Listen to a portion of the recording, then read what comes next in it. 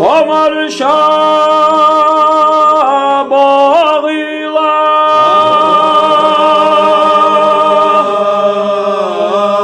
ya şahru Ramazan hel yerem bina valulay vaydala hosturu o gerga bağı çuğenah çudela yalçanva şiye ashab aşka qeniş vadohuş şahru Ramazan gerga qeçi vayna bohuş dala şeytan aşlah burcan aştuğumut gerga qeçi vayna bohuş dalaşi alamanna İhyatam savbah kubut gerga qeçi vayna bohuş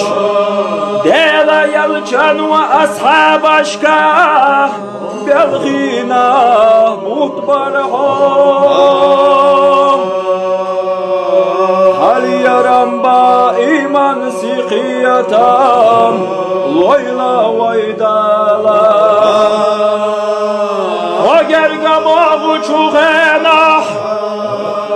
Fakir erdegniş masa muqadiluş xiladi yazara Khoda balu çuğenah Fakir erdegniş mağayganiye xiladi yazara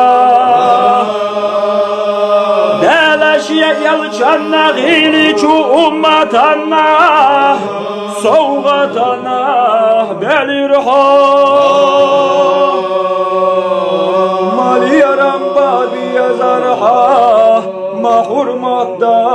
diyazarha Şasanna huna gerga qeçna Sa'alay vitiha hayallah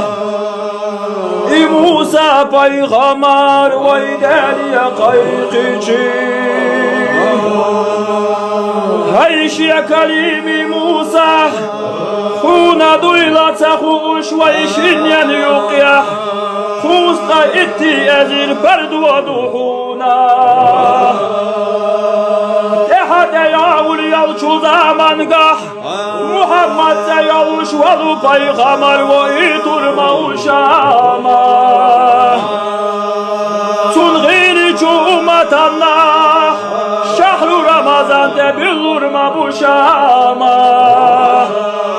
Tu şahru Ramazan aliyeram beş Duçu da rahmalu çumalaraq Şeykiren aşkıya beş İsiringa belçi İkusta it edir perduvada dehkina Atula işna gergah ilvuşa bağuş Dele Musa peygamberiye belgina mutbarham Selcoğu yallah delit huna gerge ve ituş hokhilçi Mali yaram babi yazarha mahurmatta diyazarha